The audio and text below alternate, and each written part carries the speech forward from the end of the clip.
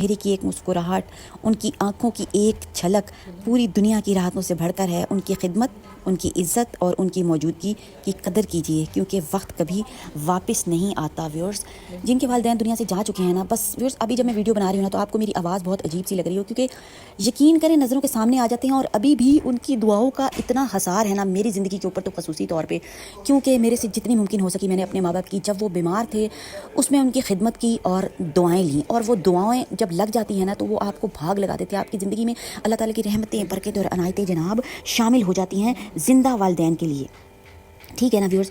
تو جو میں نے زندہ والدین کے لیے آپ کو بتایا نا، آپ ان کی جتنی زیادہ خدمت کر سکتے ہیں کریں۔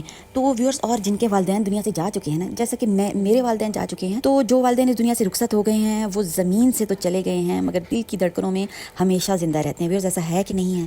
ہے نا، بالکل ہے نا۔ دیکھیں، دھڑکن میں ہوتے ہیں، ان کی آواز، ان کی مسکراہٹ، ان کے سکھائے ہوئے سبق آج بھی روح کو جلا دیتے ہیں، مطلب کہ طاقت اور توانائی دیتے ہیں۔ وہ دعائیں جو کبھی انہوں نے مانگی تھی آج بھی ہمارے راستے روشن کرتی ہیں۔ ان کے جانے سے صرف وجود چھن جاتا ہے، محبت، یادیں اور ان کا اثر ہمیشہ ساتھ رہتا ہے۔ خدا ان کے درجات کو بلند کرے، ان کی قبروں کو نور سے بھر دے اور ہمیں ان کے نام کا صدقہ جاریہ بننے کی توفیق فرمائے، آمین ثم آمین۔ تو ویورز، دعا تو ویورز کا ہے، دعا یہ میں نے ادھر جو ہے نا مینشن کر دی ہے۔